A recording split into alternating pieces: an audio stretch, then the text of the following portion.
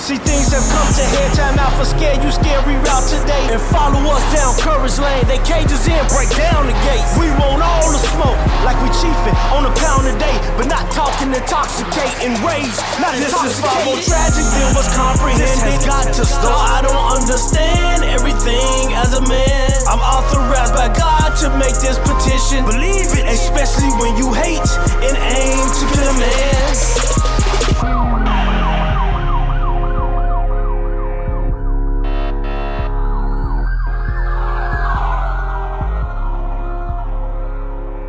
Wrap it up. Yes. Welcome back.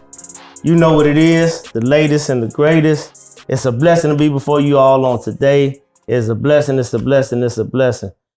TOTB still going strong. Here, talk to you, see what you got for us as far as these comments. We know y'all gonna stay on us and get on us, but that's all right. We gonna do what we do. As always, it's a blessing to be before you all here today. As you already know, we always keep some of the best guests coming on here, the most electrifying guests. But before we do that, before we get started, we just want to say thank each and every last one of y'all for rocking with us. Thank everybody in the Chicagoland area, all our fans around the world. We didn't have some extra people check in from some different states, man. Yeah, we definitely like Detroit, Atlanta. Man, I want to say shouts out to y'all. Vegas, we'll be out there in April. Tune in. We're doing 2 shows out there in April. You know what I'm saying? So it's going to be big. You know what I'm saying? We're bringing the whole fam out there. Most so definitely. We're going to be deep. You know what I'm saying? So watch out for that. You know, so yeah, check out. Thinking outside the box, man. And we got some people in Atlanta checking in for us too, man. So shout out to them people in Atlanta, man. In Houston, Texas too. Most definitely. So we're getting around, man. And it's a blessing to be before you all and a blessing to y'all to rock with us. And before we get to our spectacular guest, man, on today, we're going to go ahead and let y'all know who he is, even though go without being said for this man over here, Mr. Moolah Monster. Yes. Check me out, moolahmonster.com. Man, you can find some of the greatest gear, man. We got some beanies. I just put them online. You know what I'm saying? Nice beans. Getting cold outside Chicago. You know what I'm saying? Windy City. So you got to have your beanies on. You know what I'm saying? I see my man got one on. You feel me? So shout out to moolahmonster.com. And go check me out on Moolah Monster Collections, man. You know what I'm saying? We're doing big things. You can find all our clips on there, man. I'm talking about our clips. You going viral, too. I think that, man. We'll talk about that later. That's going to be a whole nother show. In the comments, man. I love it. and it don't matter how you chop it up. They're going to always hold it against you. No, sir. That's a good thing, though. Controversy is good. Hey, man. And I still stand on what I stand on. That's right. Understand. And with that being said, I am D. Jenkins, a.k.a. Holy Grind, the man who uses all his resources to give to the decline and the denied and hope that we all shall decline. And it's a blessing to be before y'all on today. Check me out at DJenkins_25 on IG, also on Facebook, and of course D Jenkins on TikTok, and of course TOTB_show for the latest and greatest on TOTB. And with that being said, now that we got that out the way, we got the thinkers out the way. Also, man, shout out to our brother Reggie moving forward, man. Reggie, shout out, he'll be back. He definitely will be back rocking with us. He had a previous engagement. That's all right. We're going to rock out for him. And now that we got that out the way, man, let's get to this man right here, man. I met him at the Inspire Fest, man, and he inspired me just through conversation, you know. And I told him we're going to have to get him on the show to come rock with us, man, and bless us with his presence, man. Y'all get up for Mr. Nick Jackson, man. Hey. Well, thank you. Where can they find you at, bro? So right now you can find me at FGNM for life on Instagram, as well as Facebook. You can find me on capital FGNM as well.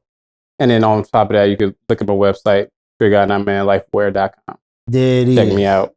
Okay, let them know what that means. We just finna get to that, man. Yeah, we can get to that. So basically, FGNM stands for Fear God Not Man. So basically, it's the brand that stands on biblical values and biblical principles. Basically, one of the brands is going to stand on the Bible. We're not doing anything else. We're going to literally focus on what it is that we need to focus on. So many things going on in this world, essentially, that people have lost focus and people have lost reverence for. So that's what this brand is about. It's about standing on that, standing on those values and principles, and bringing the remembrance of, hey, yes, God is loving, God is just, God is gracious, but he's also righteous. He has to judge. We got to remind people that we've just forgot to reverence the Lord when it comes to everything that we do. Almost like how you respect your parents and everything like that. It's the exact same way. You can't just go around and do certain things that you want to do, especially if you say that you claim that you represent Christ, represent God. So basically, that's what this brand, the Lord gave me this brand to actually do that. And this started like a couple years ago, and I've officially launched in June. Currently, right now, I'm doing some more little work tweaks on the website right now. So if anybody goes right now, they're going to see that. It'll be up and running again within the next week or so. So I'm not worried about that. But ultimately, that's what this brand is about. Reminding people who it is that we need to focus on, who it is that we need to reverence, and who it is that we need to hear when everything comes down to it. Not man, not anything else in this world, but God himself, simply because of Most definitely. Now, with that being said, I got a question for you. Yes, sir. So what made you get to the point where you decided to take this bold approach into a clothing line outside of just being a stand-up, you know what I'm saying, guy in regards to God and fearing God? What made you decide to take that over into a apparel brand? So originally it came about, like I said, a couple of years ago. It was around the same time that everybody was being both, whatever they want to be both for. Mm-hmm. Whatever lifestyle, whatever it is that they wanted to stand up for, that's what they decided to do. And I'm like, okay, Lord, why aren't we doing that? Mm-hmm. And that was one thing that was always in my spirit. It was like, we got everybody saying that they're both for everything. They say whatever they want to say, they do whatever they want to do. Heck, in times they even mock the faith. Mm-hmm. But at the same time, it's like, but we not doing it. And I was looking at different Christian brands, stuff like that. And I'm like, but they don't kind of hit the mark. It's kind of like one of those things the Lord was developing in me. It's like, no, I want my people to reverence. Mm-hmm.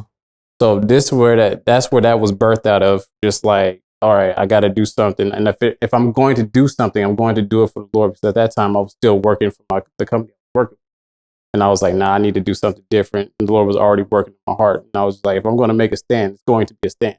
Yeah. This brand, in a sense, it literally either you're going to like it or you're going to hate it. It's one of those things that just takes a stand and it's not a compromise. One of those like, hey, either you're going to respect it or you're not. If you don't, fine, that's fine. You don't have to. But if you do, know that this is what it's going to stand for. Biblical values, biblical principles, and stand firm on the Bible. Most definitely. Any backlash? I like it. You know what I'm saying? Like I think I seen a Proverbs shirt. Yeah. Yeah, I seen a nice. That was nice. It had forgot what it had on there. Yeah, Proverbs 1:7. Yeah. 7. Yeah. Proverbs 1:7. But I know you get it's Proverbs 1:7. The fear of the Lord is the beginning of wisdom. Only fools despise. And that's absolutely true. So speaking of that, have you had any people that despise the knowledge that you trying to feed through this? That they despise what you're going and the approach that you've been taking? So far, no. I've been getting a lot of encouragement when it comes to it because a lot of people, ironically, is around that same time that kind of people are like, I can rock. Okay. So not too much pushback. I mean, I probably may have a couple, but at the end of the day, it's like, I'm going to do what the Lord told me to do or what he's called me to do, what he's given me to do, essentially. Because it's like, at the end of the day, I got to answer. And that's one thing I like about creators in fashion, right? Like, you take this vision that you got in your head and you put it together and make a little gumbo, but it becomes your baby, right? Because you're watching it grow. Like we just talking earlier about seeds, right? Yeah. You watch it grow, man, and you really be passionate about it because you see how far it goes. You know what I'm saying? You know, when I created Moolah Monster, you know, back in 2017, right? I never looked at it being like really what it is today, right? Yeah. But I had the passion for it and I wanted to do it and I wanted to mean something. Yeah. You know what I'm saying? I remember I told Grant one time, he was like, man, you know, I love Moolah Monster. He say, but you know, the name, you know what I'm saying? I say, listen, it means something more than just what you think it is. I got you. You know what I'm saying? Because like you just said, like this was God telling you, you know, this what he was guiding you, right? Yeah. With guardrails also. You know what I'm saying? But you had a straight tunnel vision about it. Yep. And that's how it was. You know, like my whole thing was like, I feel like a person who is on his thing, Like he's really moving. He got motion. You know what I'm saying? And I was trying to teach financial literacy at the same time. So I was trying to include these two things. And I was like, what do people really like in this world? They love money, right? But when you a monster at it, right? That means you'll do anything to get it, right? At the same time, we used to have the same aspect of that with financial literacy on learning credit, learning different things on how to have generational wealth because we lacking. We behind the 8 ball, you know what I'm saying, as a race. So I always look at that like, I'm going to change it up. You know what I'm saying? And, you know, from the outside looking in, people will say like, oh, Moolah Monster, and it's about money. It's about like you grinding, but it's a whole different thing. And that's what I like about yours, you know, because you giving people a really, a look inside who you are because your brand is who you are. You know what I'm saying? Because you represent it, right? Oh yeah, I have to, especially if it's something that I'm going to be putting out there, especially if I'm saying that's for the Lord. So definitely. Exactly. You know, and I don't want people to think, because everybody have a lane, right? Yeah. Especially when you come out with a brand, you know, yours biblical. So you're going to have a lot of church going people or religious people. You know what I'm saying? To me, it's all streetwear. You know what I'm saying? Because you get it, you wear it, it's fashionable. Yeah. You know what I'm saying? And sometimes I like shirts and clothes with meanings. Yeah. Because that make me feel like what I'm going through today, this is my mood today. Now that's why I would differ with you at is where you say a lot of churchgoers and no, the meaning behind it will gravitate towards a lot of people, everybody, because see, we all go through stuff. That's one thing a lot of people fall behind. When I think about the Fear God Not Man Apparel, and I've seen it, and I love the presentation because when I first met him, his presentation was everything. You know what I mean? I love how he had presented it to me, even how he gave me his links. It would not. He thought I forgot him, but I didn't forget him. What really stood out to me was how he glorified God and what he was saying, what he was talking, and how he had liked how I was glorifying God in my music. Yep. You know, and one thing that I can say, you get a lot more people. You'd be surprised at how many people that's not churchgoers that will support you. Because because the word feeds everybody. Yeah. And like I said, it goes with mood too. But what I'm saying is it's a lane though. Because when you into fashion, you have to have a lane. You know what I'm saying? Who the people who's going to be knocking at your door. You see how you connected with him, right? Yeah. Because you fit in his lane. You know what I'm saying? Just realistically. So, yeah, I think I see what he's talking about. Yeah. It's kind of like when you start a business, you got to find your actual. So that's what he sounds like he's trying to from. But what you coming from is like, no, it's for everybody. Generally, it is. It's true. Generally, it is. However, but when you first starting off, you got to find that like a specific. Because those people who's going to really be your target market. Yeah, is what you're trying to get at. Target audience. Target market. Yeah. So I mean, and that would be anybody who fears God. Yeah. You know, that would be your target market. And I think that's very important because there's a lot of people who don't reverence God. Yeah. You know, who don't have any fear of God. They don't have that governor inside of them that'll tell them to stop. Yeah. You know, they want to. Some people got scraps, you know what I'm saying, on their arms. You know what I'm saying? So to walk with it on your shirt, hey, you know what I'm saying? Like that's legit. Yeah. You know what I'm saying? Yeah, that was the part of it, doing it like that, because it allowed you to be able to make statements. And on top of that, it could be an evangelism tool, things like that. Yeah. Because it's like FGNM, people are like, oh, what that mean? Yeah. So it's kind of one of those things, like I said, this is one of the things the Lord the vision that he's given me to run with. And that's like, okay, that can make sense.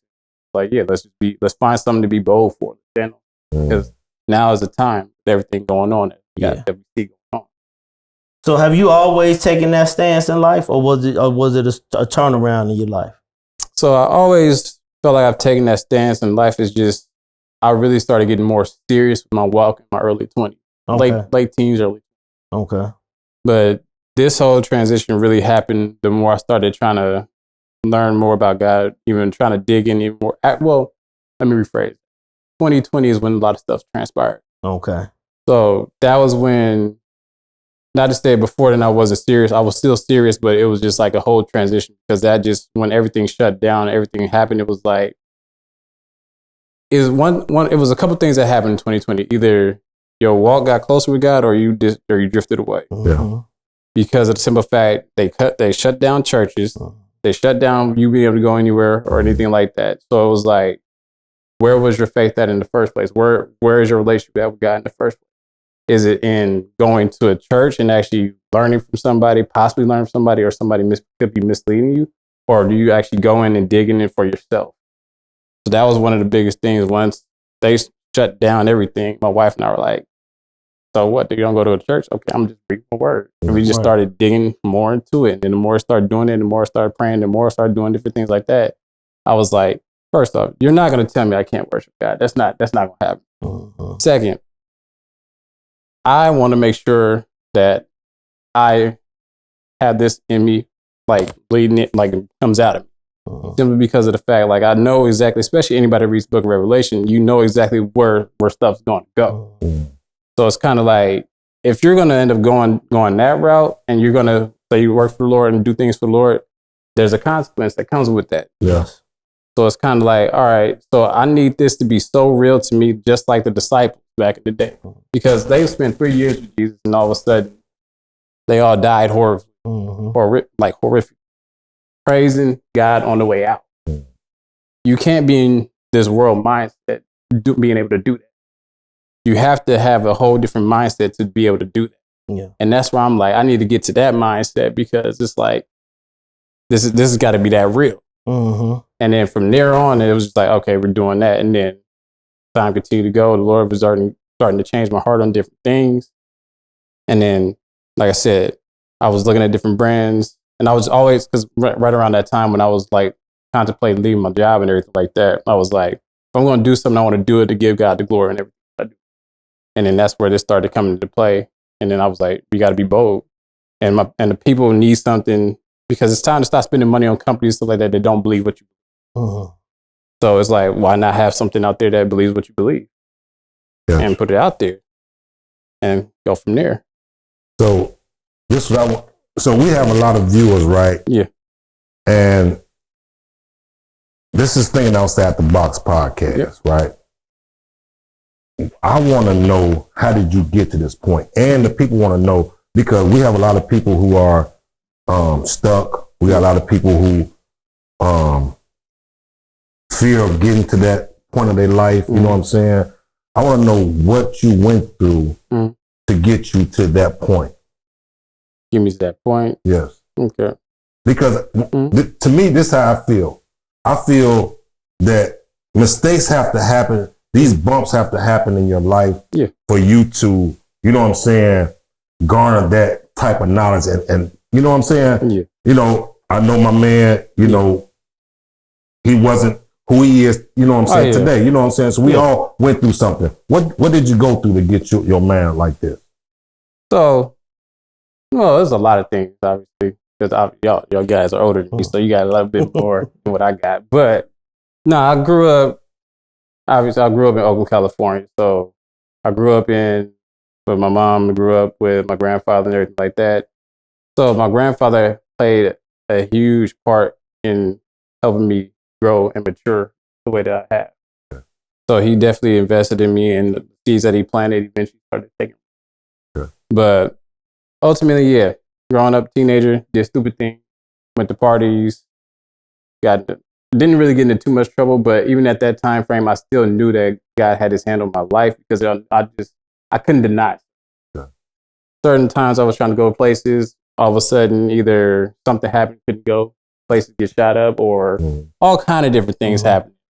And then had different little health episodes where having racing heart rate and all kind of different, like, it was almost as though it was like Lord kind of like reminded me, like, okay, remember, there's more to this life. Yeah. You don't know when something could transpire. Yeah. And then a couple of times there, I almost could have gotten shot a couple of times. It was just being at the wrong place at the wrong time, but God spared me from actually experiencing certain things. Yes. And it was just like, okay, it was right around when I was like, 21? I think it was when I was like 21. My cousin and I, we went out to a club, and I was still kind of teetering back and forth, doing what people call lukewarm or whatever, because I was like, okay, I'm in it, but I'm kind of still want to do my own thing. Right. So we came back from the club and everything like that. I was a designated driver because I wasn't drinking at the time because I stopped doing a lot of things anyway. So I was coming from the club and everything like that, walking with my cousin, my friends, and like there was a car that pulled up, and this car was like all black windows, black everything. Rolled down the window a little bit, all we saw was like a red hat. They did their little, because at the time we're in the Bay Area, so it was like the Bay versus LA type of thing. It was a whole thing. So we had people from LA coming to the Bay Area. So they did their little blood call, whatever that was. And like I heard it, I'm like, nah, we don't do that. This Bay Area, what you doing? So they was like, they rolled the window up. My cousin and I were looking around. We're like, okay, what's about to happen? They do it again. Roll the window back up. By this time, I'm like, okay, this ain't right. So they rolled the window down again. We're trying to walk towards the car. All you heard was a click, click. And then 3 cop cars rolled by. They didn't come after them. They went after somebody else. But 3 of them, like right after 1, 2, 3, then they drove off. That very night, I was like, okay. Once I drove everybody home and everything like that, and once everybody got calmed down from the situation, and I got home, I was like, all right, Lord. Because at that time, that was the second time something like that happened. I was like, okay, Lord, I don't need a third. Because I might not be as lucky on third. I might not be as fortunate. And then I started getting my walk right with the Lord from there. And then I was like, okay, I already know the basics. Pray, read the word. I've started to do that daily. Started to do that every single day. Waking up, praying. Going to bed, praying. Before I leave, reading my word. And whether it's noonday, afternoon, whatever, it didn't matter. I was always making sure I got the word in. And then my mind started changing. My heart started. Different things start changing. The more you read the word of God, the more you start to change. It's the consistent thing that you have to do on a consistent basis. Once I started doing that, then a lot of things started changing. Desires that I had before started to fade away. It's all these little, like, sometimes it can be, some people, stuff goes away. Some people it takes time. But majority of the time, it's the initial steps to do certain. You have to at least do something. God can do everything that He wants. He can do anything. However, sometimes there's certain things that you have to do to be able to actually, for Him to give Him the reign to do the things that He wants to do in your life. Yeah. But it started there, and then I started going to church more. Well, I was already going to church. That's what I was saying with the lukewarm stuff. Because I was still going to church, but during the week I was living how I wanted to live. But it is what it is. But then I just started changing. Like I said, my mindset started changing. My heart started changing. My desire started changing. I started focusing more on getting the word in me. What I mean by that is I was intentional with it because instead of listening to certain music, I stopped listening to all kind of music because at that time I was listening to rap music. I listened to a whole bunch of stuff. And I'm like, nah, I can't continue to bombard my spirit with this stuff. And I wanted to actually do something different. So I stopped listening to hip hop music. I stopped listening, I dropped a lot of stuff. And then I was just bombard the same way that I was bombarding myself with rap music and the same way I was bombarding myself with crazy stuff on TV was the same way I was bombarding myself getting the word in. So every time I was on YouTube, let me put on a sermon. Every time I was listening to music, let me put on a worship. And I did that the exact same thing that I did to get me in that mess in the first place. Right. I did the exact same thing to get me out. The opposite way, but just put more worship, put more of this. Every time I was like, okay, let me think of something different to play. Like it got to a point where I would literally play on my laptop at my studio apartment when I was in Champaign, a whole 8 hours of just nothing but worship. And I was intentional because I was like, I know I have all this music and all this stuff in my head that does not glorify God. I need a reverse engineer. Same exact thing with all the desexualization and all the stuff like that, with the lust and all that. I had to re-engineer all that by just reading, listening to something that was going to edify my spirit, saying no to my flesh daily, which is not easy, especially if you're starting off. For sure. But it starts with the first no. Yeah. Then feed your spirit, and then utilize the actual word of God to attack anytime that those things come up, and then you start to get stronger in your spiritual walk.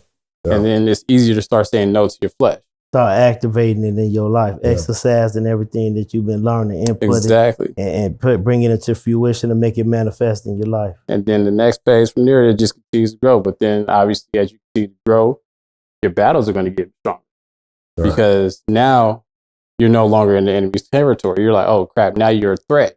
Yeah. Then there's more issues that's going to come. That's going to require you to do more things, whether it's fasting, whether, like I said, deeper prayer, whatever it is. You always want to be in this situation where you're growing. And we was just talking about that. We're growing. You know what I'm saying? And that's like a segue to what we're talking about. What we're talking about. Most definitely. So, and I'm glad you said that too, talking about. Now, before we jump that though, you said something I want to go back to. You said your grandfather always, he was inputting yes. He God definitely into your life. He definitely was one of the main ones influencing your life. Yeah. So he's a man of God. He feared God. Yes, sir. Reverence God always, and put yes, that. Sir. And I'm glad that you said that, because I think that's what a lot of us are missing, and that's what a lot of missing. We missing the men that's gonna step up and really put forth us to start reverencing God and speak about God as much. That's why we got so much that's going on. We was talking today, and we was bringing to the table a topic called Hunger Games. You know, and in Hunger Games we think about, you know, this appetite for competition, this unhealthy competition that's amongst us as a people, you know, especially God's people, his chosen people, you know, and I think about how they play us against each other and how we allow ourselves to be played against each other. And it's extremely rampant amongst our men. Yeah. You know, you don't hear about, like, for instance, you got Nick Young and Steven Jackson going at it. You know, you got Draymond Green and Kenyon Martin going at it. And it's like, why do we get to a point where we get to a point in our life where we actually influential in the community, we influential in entertainment, you know, you well off in life, but then you find some way, or somebody finds some way to get us to play against each other. You know what I'm saying? Especially as black men, you know, and it's like this hunger, this desire that we have to be competitive with one another instead of celebrating one another. You know, even what you think about, even like with Kobe, now all of a sudden everybody want to talk about who was better than Kobe. You know what I mean? When before it was always Mike and Kobe. Yeah. Maybe LeBron, but now that he dead now, everybody, you know, rest his soul, everybody want to drag his name through the dirt. And I'm like, we don't see this type of stuff happen with I ain't never heard Dirk Nowitzki talking about Larry Bird. No. I ain't never heard, you know, it's Mark just Price with our and race. John Stockton. To me, it's just with our race, man. Even when you go in the barbershops, who your top five? You know, why we all can't be great? Man. Why we all can't celebrate each other like you said? It's always we got to compete with each other. Jordan or LeBron, Jordan or Kobe. Why we all can't celebrate? You don't hear the white folks talking about Bruce Springsteen or, you know what I'm saying? You know, Bob Dylan. Like you don't hear none of this stuff, man. So I just want, and that's probably, you know, the problem with us, man. Everybody want to be number one. Everybody want to be number one. Yeah. When we all can share the same space. You know what I'm saying? So, But I do think you hear it amongst fans. Oh yeah, fans, yeah. Totally. Fans talk about it. Even with them, like, fans will talk about it. But I'm talking about how, but it's an ego thing too with the individual athlete. No. What I mean by that is you get fans who just feel like, I feel like he was better than him, right? Yeah. And I can understand that from a fan point of view. Yeah. But my thing is the actual people, like I never heard, like, even if you go back, okay, let's go back. Before you didn't hear Michael Jordan and Charles Barkley talking about each other like that. You know what I'm saying? They was competing. Yeah. They was competing when they was there. It was healthy. Yeah, exactly. Now you got people and they really like why I can't just be great and you be great too? Right. Why we gotta demise one another? Got Pip and hate Jordan now. And all this now, right? Like, come on, Pip. So do you think, with that being said, right, now that we hear this type of stuff coming out about the other ones, do you believe that it's this culture that brought that about? Do you believe that? The culture brought about this unhealthy competition? I would definitely say culture plays a part in it. like you said, I also agree with the ego aspect of it. Pride is the main thing, the main culprit of everything. But definitely, because our culture, we do have a very proud culture. And once again, pride is like the worst thing that you could ever have in your life because that could destroy you very quickly. But yeah, as a culture, we definitely are very prideful. Granted, we've been through a lot, and I understand why people try to have pride in certain things, but we should definitely find a way to actually help celebrate one another versus tear each other down. Because it's holding us back at the same time for not collaborating. We was just talking about it earlier, man. Like, we have to do better as a race within our own people. Like, we have to, support each other, man. And even if you don't support, right, don't talk bad about them. Yeah. You know what I'm saying? Like, it's not that, it's not going to hurt you to like, to share, anything like that. But our people, we want to, like, make sure we put our fears on you, that you don't go nowhere. We put the fake criticism on you. Yep. And it's all like, for what? Yep. To hold some, like, and we always talk about what white people ain't giving us, white people ain't doing. But we doing everything to ourselves. Everything to ourselves. Everything to ourselves. Yep. We kill ourselves. We hurt ourselves. We talk about our own people. You look at other race, man. We see bums on the street, man. We talk about them. We don't give them nothing. You know what I'm saying? We the only race, man, be doing stuff like that. We got to get better, man. So let me say this. You also said this, and I want to bring this to the conversation. Yeah. Because I think there is a difference, right? So I was like this stuff with 50. He put out the Diddy documentary, right? Shout out to the Diddy documentary that I really didn't want to see because I knew he was a slime ball. But right, we had that discussion beforehand too. You could try to tell, you kind of tell. But Dame Dash said something about how he didn't agree how 50 was doing it. Like he didn't agree 50 should have said anything about it. And I'm just be honest, I didn't agree with that. He wanted to let the white folks tear down instead of us tearing each other down. Right, talking about us tear down white folk. And I'm like, hold on. I think, and you had said something about how why we got to beat each other down. And my thing is, everything ain't always beat down. I just want to know if we're on the same page, though. That is true. Because I do think that there needs to be accountability needs to be held amongst us as a people. You believe that? I do believe that I feel like that's where we're lacking. We're lacking a lot of accountability. Yeah. Because, like, there's no reason why our numbers, as far as like talking about like the murders and all the type of things that we're dealing with, should not be that high. We weren't holding each other accountable. Yeah. Like, even with the hatred for one another, like, we need to be holding each other accountable. And that's the part that I really feel like we lack as a people. And then when somebody holds you accountable, they either say that it's disrespectful or something like that. It's like, no, it's me literally trying to look out. Right. True. And and I also think that we just don't understand what true accountability is. We always assume that it's somebody hating somebody. Right. Instead of being like, oh no, you actually looking out for me. Like, oh, I probably do need to change. And that's where it boils down to. But do you feel, as far as speaking of the 50, do you feel the movie from 50, do you think it's out of hate or just out of making some money? Oh no, if we talking about 50, it's definitely being petty. It's definitely petty. It's petty. It's 50 Cent. It's petty, 100%. But regardless whether it's petty or not, it needs to be put out there. That's my thing. Right. Regardless, I'm okay with it being put out there. Right. Because accountability needs to be held. You know what I'm saying, on that end. Even when you think about, just think about, you got the not just dealing with him, we got people like the Sharon Moore incident that we talking about in Michigan. That's another one with accountability. Yeah, that you know what I'm saying, that needs to be handled, it needs to be talked about. Because some things, if we just sweep it under the rug, man, people just think that it's okay. It's not. You know what I'm saying? I don't think that's cool, especially when we got young folk looking up to you. When you in the spotlight, and if we don't speak up against it, then who gonna speak up? Who gonna deal with it if we don't deal with it? We're not holding ourselves to a certain standard. And when we get these jobs, right, that's, very prominent jobs, right? Black folks. Speaking of the Michigan head coach. Right. He's the first black head coach at Michigan. Yep.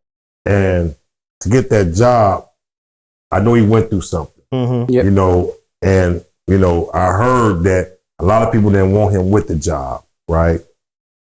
That can be here and there, you know, but he got the job. Mm-hmm. My thing is, you knowing that you got this job and people don't want to see you here, you got to be on your best behavior. Mm-hmm. The demons that you got to hold them back. If you a freak, you better slow that freak down. You gotta deny yourself the You unhealthy got to appetites, deny. man. But that once again, Because they waiting with the microscope. yeah, but that's all starts with getting that discipline. There like it I was is. saying with me in general, like I said, it starts with disciplining yourself. Like for me, in a sense, for everybody, I truly believe that it starts with reading the Word of God. Yeah. That's where you're going to get all that from. Yeah. And then just building from there and continue, like you were saying, deny your flesh. That's literally what that is, denying your flesh, Yep. your pleasure. Yeah. Because first off, the man was married in the first place. Yes. Why was he even in the Why position? would you put yourself in that position? Yeah. And it's just like, unfortunately, that's what happens when you don't have a right standing relationship as well with the Lord as well, or anything like that. So it's kind of like you gotta you He- in a situation with it. He messed up the bag for Yeah. a leg. You know what I'm saying? like Oh, it's, yeah. it's no, but it's crazy though because he had a $30 million contract. You know what I'm saying, on board. He was getting $5 million a year. You know what I'm saying? So like, you don't know the people who was looking up to him. Yep. Like that's why I tell you, even the Boston head coach at the time, remember he was Yeah. messing with him, Mhm. like these Oh, guys yeah. have some of the best jobs, man. And that's why I tell you, I really do feel, Grand, that people have to take bumps in the road in order to relearn certain things and to get back you're discipline. right. Because when you think, when you think, when nothing happened to you in life, man, nothing real happened to you in life, Grand, you feel like you on the right track. And you don't know about redemption yet. Mhm. In order to know about redemption, you have to take these bumps and bruises on the way in order to you to understand that life really means something. Like you really can't play, you know what I'm saying, behind the 8 ball and play games without knowing that you have consequences coming. That's true. And that go back to that word. That's what scripture tell you. You know, when he say all things work together for the good of them who love God and are called according to his purpose. Yeah. When you talk about all things work out, it ain't just the good things. It's the bad things too. Bad Yeah. You know what I'm saying? If you live through them, but see, that's the key thing. If you live through them, you gotta survive through them. You always taking a risk because you don't know if you're gonna live through it. But if you live through it, it's best to learn from it as well. And I think that's our biggest problem is we don't tend to learn from it. No, Especially when we see it amongst our people already. Yeah. Like when you already seen this happen before, you seen this thing play out before and it didn't end right for somebody else. Why would you think, oh, you just gonna be different? Yeah. You know what I'm saying? How you gonna be different when you following in the same footsteps as somebody who already failed at that? Yeah, we're not gaining the wisdom aspect of it. Exactly. And I think that's what we falter at more so than anything. Do you feel, right, you know, I hear a lot of this, I hear this term a lot. If I didn't take that ride, do the time, I wouldn't be the man who I am. Most definitely. I don't believe that. You don't? No. I don't believe it. I think that mistake in your life was from bad decision. I think you was going to be whoever you are now, tough or however laid back, you was going to be that regardless. God already had his plan for you. You just took that left and had to go do that time. That was on your decision. We all have choices in life. Yeah, you're right. You know what I'm saying? Yeah, you're right. So when people say, I wouldn't be who I was, oh man, because you give them an excuse to what you did. No. And gave it time. I'm telling you, Hold on. Let me say I this get though. what Let me say this. It's not no excuse. It's not no excuse. Everything does happen for a reason. Mm-hmm. Like you said, God say, all that I have created for my glory. Meaning that he created for everything that we to do to glorify him. But in order for us to truly give God glory, he has to give us the option of good and bad. Understand? Because you can't glorify him if all you know is good. Yeah. Yep. You gotta have good and bad and decide to choose good over bad in order to truly glorify him. Otherwise, you're just being forced to do it. Yep. So when I choose to do bad and those consequences or whatever, I go through the transpire because even me, when I came home from the penitentiary, I didn't give my life to Christ in prison. I didn't give my life to Christ when I left prison. It was later on in life. But I do know for a fact that it was those things also that helped lead me up to be the man that I am today. Because if not, I might not even be here if I would have not have went through that. So I can honestly say it's not a bailout. But the things I went through in the past, they helped build me up to, because they opened my eyes to see things from another perspective, to the point now where I know I really do want to glorify him. So I have to choose him even when I don't want to. And that's what a lot of people don't get. Yeah. They think just because you in this walk, you want to do what's good all the time. No, not all the time. You got stuff that be creeping up. Exactly. You think I still don't have them urges? Of course. You know, but guess what? But my desire to glorify him outweighs my own selfish desires. Yeah. And that's what it is. So yes, it took for me to go through what I went through and to see the consequences behind it, to see how that played out, to really become the man that I am today. But I think it's gonna be that regardless. But let me tell you something, right? No, let me tell you something. If we use stuff that we learned in prison, right? Because to me, the name of this topic is home again. To me, prison was nothing but home. You understand? Survival. Every man for themselves survived, right? And I don't use nothing that I learned in prison in life right now. That's a lie. I don't. Let me tell you what, because certain things I already had, Grant. Yeah, but you still use them. I learned survival mode. I'm not in survival mode right now. But you learned, survival. I learned that, but I'm not in that right now. That's just that aspect of it. But what I'm saying is, that wasn't going to make me become who I am. I was destined to be who I am now. Those are hiccups in my life. You know what I'm saying? That I had to play a role during those times. You know what I'm saying? And it was cool because that became who I was, that I didn't know who I was. Like, when you're in survival mode, you don't know what you would do, right? You don't know what you would, who you would become. And those times, like, I was walking around in jail with 2 knives. Yeah. That wasn't, you know what I'm saying? That was real. Yeah. But that ain't who I am today. Exactly. So what I'm saying is that whatever God was going to have destined for me at this age now, I think was going to become. I don't use jail mentality in my life now. I just know about those things. You understand? I know about it. I know to be aware, to be alive. I know these things, but I don't use those things no more because I'm not in survival mode. Well, you just said jail, right? You just said jail, but I know a lot of things, and I could debunk what you said about not using things you went through in your life to make you the man you were today. Because just a conversation that me and you had alone, you told me, I told God, if you bring me through this, I swear I'll never sell another joint. Wasn't jail. That was when I got shot. Exactly, but I'm saying that's something in your past. Did he? But when I'm talking about the past, I said jail. Well, okay, but I'm just showing you. Hold on. But I'm just showing you how everything in your life has an effect. Now I'm because I can tell you, I still use some of the things that I deal with in the penitentiary, because guess what? I had to learn how to govern myself with dealing with authority. Because I done ended up in a hole before, you know, just for saying certain things to certain people. And it taught me in life that even though you may feel like you're in control of your life, you're not always in control. Therefore, you have to humble yourself. Yep. You have to humble yourself, even against these racist people that I know was doing stuff purposely. You know what I'm saying? Like going past my cell on commissary when I'm standing at the door, but he don't like me because he jealous of my physique at the time and stuff like that. I know how to play into those people's mind now to not allow that to be affected on me. You know what I mean? Like I learned that I know how to talk to people and win them over.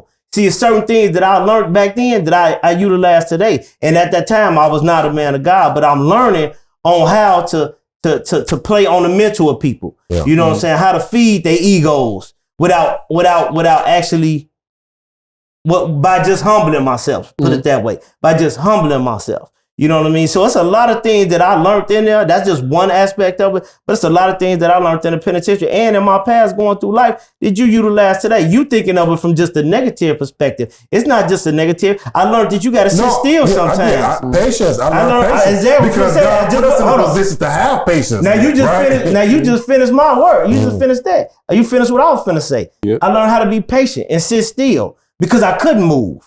You know what I'm saying? I learned how to appreciate just being outside. By being in there. It was man, when I came home, you know, one of the main things I did was just walk out. It'd be 3, I'd wake up at 2 o'clock in the morning. Man, and I'd just walk out.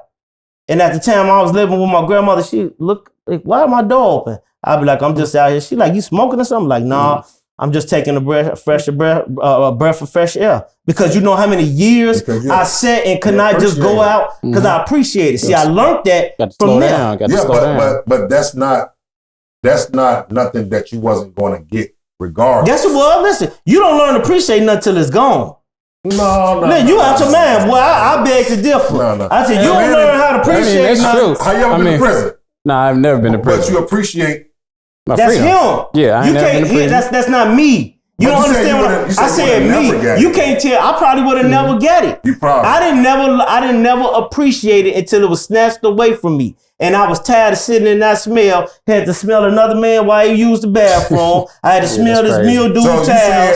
And it wasn't until listen to me. I'm telling you, it wasn't until just being able to step outside when I wanted to and take a breath of fresh air that I really appreciated. I didn't even really understand. You know how when you go out of town, right?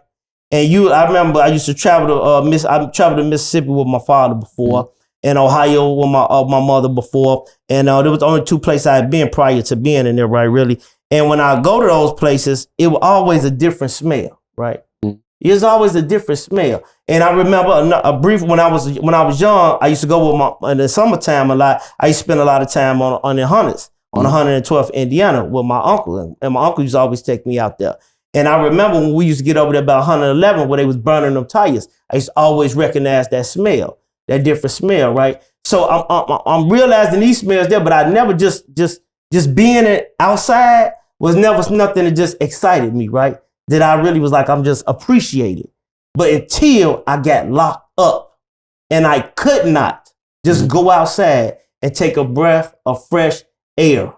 After I got locked up, though, it'd be times, and I still do it to this day, bro. Okay, let me tell you something. To this day. So you can't tell me that ain't nothing I ain't get from there. I would still get it. Something that you appreciate is not nothing that you got from jail. You're not listening, bro. Okay, listen, this is what I'm saying. That helped me, bro. God don't make no mistakes. Okay, listen. I don't care what you say. So you tell me God's plan was for you to go to jail at that time. Yes. But for that to happen to your case to happen. Yes. So that was his plan. Yes. That wasn't your bad decision. So you ain't gonna put nothing on you. No. That's all God. No. Listen to me. I'm not putting it on God. He know beforehand what I was gonna do. Before he said he knew me before I was in my mother's womb. He knew everything. He just used that in order for me to become the person that I am today. You don't have to believe it. I'm telling you it's true. I'm telling you, bro. I believe you can't tell me what I know. God has planned for us. Yep. But I do believe that we can get off course and do some wild crash out shit, and things happen to us that we have to go sit down and get some discipline and come back out and go back to his plan. That's my way. You know what I'm saying? Because you can't put your bad decision on God's plan. I didn't put my bad decision on God. No. Yes, you said God planned for you to go to jail at that time. Everything's within his plan, Jeff. But what I'm saying is the plan could have been different, though. You didn't have to go to jail. Listen. That's where the choices come into play. That's what I'm talking about. It is a choice. Hold on. So you made a bad decision. If you would listen, again, it's all my choice. But he knew the choice I was going to make before I made it. He knew what I was going to do before I did it. And he's saying he met him in his bad choice. He already knew what I was going to do. And that is all is utilized. See, you think, see, God is sovereign. Anything God do, he has the right to do because I am his creation. So you can't consider what he do to me as bad or wrong. You can't, because he can do whatever he want to do with me. in order for me to fall in line with the plumb line that he set in the midst of his people. That's what we fail to realize. So he can use whatever he wants to use for me to become the man that he needs me to become, whether it's good or bad. And he knew beforehand whether I was going to choose to do it or not. And then I end up stepping into my role and going through what I had to go through for me to become the man that I am today. So you may not feel like that, but I'm telling you what I know for a fact. I feel different for me. No, I understand. You understand? I feel different from me. I feel, you know what I'm saying? He had plans for me to do things that in my life that I'm on course doing, but I got off course. So you basically saying you got delayed. Yes, and a lot of people would call it wasting time. You know what I'm saying? You wasted time, you know what I'm saying, from being who you was going to be. You see what I'm saying? No, I get what you're saying. And a lot of people go through that. A lot of people have those mistakes, and some people don't get it until they pass. You know what I'm saying? That's true. So, the theory about that is, like, granted, you might have drifted off and went on a different route and things like that. However, God is a redeemer of time as well.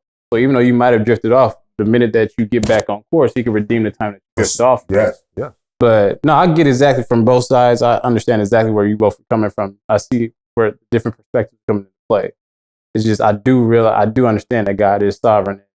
Granted, yes, your bad decision. My thought process is, even though you make a bad decision, he still can meet you in your bad decision to get you back on course. It's just like a regular GPS. Anytime you go off course, it just redirects you back to the main place you're supposed to go. So same exact thing when it comes to the Lord. But that's what my theory. Most definitely. Most definitely. He is a guide, man. He is always a guide. He'll use everything around us, man, whether it's good or bad. Yep. We just tend to think that only what's good is what God uses. That's because that's what we've been taught. Exactly. In church, and that's not true. That's not true at all. That's not true. And that's why you feel like that. That's not true, bro. He uses everything, all things, to get us to where he needs us to get to. You know, and I profited from everything. What don't kill you, make you stronger. Mm-hmm. Man, I'm telling you. What don't kill you, make you stronger. He utilized that to don't get it though. Mm-hmm. Some people would go do 15, right? Do 10 years and still don't understand that, you know, maybe his purpose was for you to go there, for you to get yourself back on track, right? Mm-hmm. But being in that survival mode, I'm talking about a lot of people be wondering, like, where yet? I done seen people, you know what I'm saying, like really get themselves to the Lord in church. Yep. I mean, in jail. Yeah, there's a lot of stories and get some of the worst things happen to them. You know what I'm saying? Like, it get very, you know what I'm saying, real in there. You know what I'm saying? No, you're right. But that's where it goes back to what I was saying earlier. Just because you follow Christ and everything like that, his disciples died horribly. Yes. Like that doesn't, just because you follow him doesn't mean that everything is going to be good. Right. That's not true. Whatever, if any pastor ever told you that's a lie, because that's not what the word of God says. He say, blessed are those who are persecuted for righteousness' sake. Yes. Blessed are those who are persecuted. Yeah, all the disciples were murdered, basically. All the prophets got murdered. Everybody. Like, it's like, granted, nobody wants to sit there and think that they're going to be murdered. But what I'm saying is, you can't just sit there and say, oh, everything that's good that's going to happen to me is just God and everything bad is the enemy. Like, no, sometimes he will utilize everything so that it goes for his good, for his glory. Because at the end of the day, that's what it's about, getting his glory. That's what it's all about. He uses a lot of negative things, and all of a sudden somehow flipped and God got the glory somehow. It's like how you get the glory out of that. Amen. But yeah. But that being said, man, we're gonna flip the script a little bit, man. And I'm glad he said that because he gets the glory, man. This is our shout out to the plug segment. Man, shout out to the plug, man. First and foremost, man, God, the most high creator of all, man. I'm forever grateful to Christ for what he's done for me, man. And I just thank him for what he brought me through in life. Even bring me to the point where I'm able to share my gifts and my talents through my music, man. If you ain't in tune, get in tune. D Jenkins, man, wake up. Found on all streaming platforms. Wake up. I promise you, man, it's something that will elevate your mind, man. Get in tune, man, with it. D Jenkins, wake up. Also, man, we want to shout out some of the other people in this very intuitive, man, and deep inspirations to us all, man. I want to shout out Terrence McClurge, man. Message to the Streets, man. T-Mac, y'all get in tune, look him up. You can find his books, man, wherever you choose to get your books from digitally. Terrence McClurge, Message to the Streets. Also, man, we want to shout out Rich Attitude. Rich Attitude, they located at 5th and Walnut in Maywood, Illinois, 60153. For those that don't know, for some great apparel, man, Rich Attitude. We got some young brothers from the town doing some great things, man. Also, we want to shout out Bear Down Barbecue. You see it. You see it, man. Made in California. Made in Cali, man. One of our brothers, man. BearDownBarbecue.com, where you can find it. BearDownBarbecue.com, you can find it. Also, man, we want to shout out our brother Hard Body Vega, man, one of the battle rappers on the battle rap scene who came through and blessed us, man. He got an event going on. Matter of fact, he got an event going on, Cold Case 2. It's at 4122 South Union in Chicago on December 25th. Doors open at 5. The show starts at 6, man. If y'all into it, man, y'all go support my brother, Hard Body Vega, Cold Case 2, 4122 South Union, Chicago. December 27th at 5 p.m. doors open, 6 p.m. it start, man. Our brother was an inspiration, came through here, dropped some jewels on us, man. Y'all go support him on the 27th if you want to see what's up on the battle rap scene. Also, man, we want to give a shout out to, of course, Reggie Moving Forward, man. You in the Pursuit of Moving Forward 1 and 2. His book 1 and 2, Pursuit of Moving Forward. And you can also find him on this every Tuesday. He back on the Voice of Vibes. Nightcap, Voice of Vibes with Reggie Moving Forward, man. And of course, our very own Moolah Monster. Moolah Monster. For sure. For sure. Find us at moolahmonster.com. You know what I'm saying? Find all the greatest gear, the winter gear, jogging suits, you know what I'm saying? Got a sale on, y'all come check us out for sure. And want to give a shout out to next week. We got a podcast, the finale of this year. Y'all come out. We got a watch party. The Bears versus Green Bay. Gonna be big, fellas. Come on out. We're gonna be having some tacos, popcorn. You know what I'm saying? And we're doing a coat draft too. Everybody to come bring a coat. Bring a coat, man. Bring a scarf, a hat, or something, man. We giving back to the community is what we always do. It's our 3rd year doing it. You know, shouts out to us, man. You know, we don't pat ourselves on the back enough, you know what I'm saying? And I'm the type of cat, you know what I'm saying? I like to, you know, celebrate things that we do as far as with the community or things that we do individually, you know what I'm saying? As far as your music, clothing, books, stuff like that. Shout out to my people that's here, my man Doe, my nigga Bone, you know what I'm saying? They from the hood, Maywood, stand up. Shout out to the mayor, you know what I'm saying? He's steady on the move. He got my man working his ass off, you know what I'm saying, in the neighborhood. You know what I'm saying, cutting trees down. For all my public work employees out there, man, hats off to all my public work employees, specifically Maywood Public Works, man. Yeah.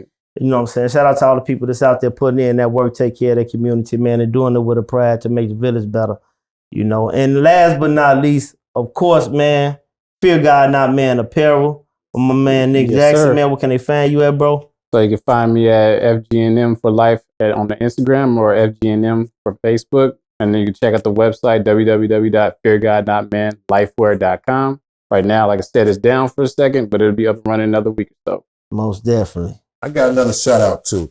Shout out to Centurion Containers, man. Yeah. LLC out in South Holland, man. Tony, Mike, Barbara, and Madeline is retiring. Shouts out to Madeline for doing, I don't know how many years. Shouts out to you, you know what I'm saying? And shouts out to Mr. T-Shirts. My guy Joe over there, Joe and Fred. Shouts out to them guys, man, out in Harvey. You know what I'm saying? Salute. Salute, man. Shout out to the plug, man. Everybody who make this possible for us to go on every time that we do, and man. We're very appreciative of you guys. Yeah. And, you know, without further ado, man, of course. Hold on, that's what I'm finna before we go, slow down. Yes, sir. Yes, sir. Before we go, hey, you came on the show, man. We be trying to get you on here. Glad you got on here, man. Yes, and of course, always, man, we don't never leave without parting gifts with you. My bro got something for you. Yes, thank you, brother. Thank you, brother. Hey, once you go on our show, man, it's like family, right? Anytime we have something, we'll call you out, man. Come on and join us, man. Like I said, we got the watch party next week. Okay. Come on and join us, man. Do for them Great Yeah. big For the package right here, right There you here. Let's go, man. Thank you, brothers. Thank you, my man. Yes, sir. Yes, sir. Okay. Shout out to the plug, man. Shout out to the plug. Man, well, as always, man, it was a blessing. It was a blessing for you guys to chime in with us. A blessing for us to be on here, man. Let's give a round of applause, man. Yes, for sir. our Yes, guests, sir. Yes, sir. Yes, sir. Yes, sir. Yes, sir. for our audience. Always. And this is our 5th year doing this, man. And let me tell you, man, it's hard. Anybody thinking about doing podcasting, man, it's not something that you can just jump into, man. Just take dedication, determination. Sometimes when you don't want to do it, we push each other, man. My brother right there, Riz, my brother, man, been doing this for 5 years strong. You can't even find a rock band to stay together 5 years. You know what I'm saying? So I want to salute these guys, man. And our things that we got coming soon, you know what I'm saying, as far as we going to Vegas and have a good time, do 2 shows. We got some big things coming up as far as with Survivor Pack this summer, man. I want y'all to get ready for this summer. We're doing another celebrity golf tournament, man, which was great. You know what I'm saying? We get a video for it, man. We're doing big things, man. And all the people who support us, we're grateful. We're very grateful. We're grateful. And all the people who just, you know what I'm saying, want to hate on us, man, we're grateful. We're grateful. You know what I'm saying? Because it all, means us very much. It's motivation, It's man. motivation. It's all love, man. Yeah. We appreciate each and every last one of you guys. And thank you for chiming in. With that being said, again, one more time, where they can find you at, my brother? You can find me at Fear God Not Man, lifeword.com, or Instagram. You can find me at FGNM for life, the number 4 life. And then you can find me on Facebook, FGNM as well. There it is. Moolah Monster. Monster.com. Hottest website in the world. Y'all better go check us out, boy. You can find some of this behind the scene footage, man, that we be out here doing, man. You can find some of our artists and apparel. Yep. You know what I'm saying? Come on through, man. Talk to. Oh, for sure. Make that happen. And of course, you can find me at djenkinsforchange at gmail.com if you want to email me. Also, you can find me at TOTB_show, djenkins_25 on Facebook, IG, and of course, D Jenkins on TikTok, man. It was a blessing as always. And with that, we are thinking outside the box. Yep. Blessings, great people. See, things have come to head, time out for scare you, reroute today. And follow us down Courage Lane. They cages in, break down the gates. We want all the smoke, like we chiefin' on a pound a day, but not talking intoxicating rage. Not intoxicating. Camped out at home for COVID? Join us, Indie TV, where you will see the talk shows, movies, drama, action, and comedy. Be the first and see it first. Sign up now for free at Indie TV.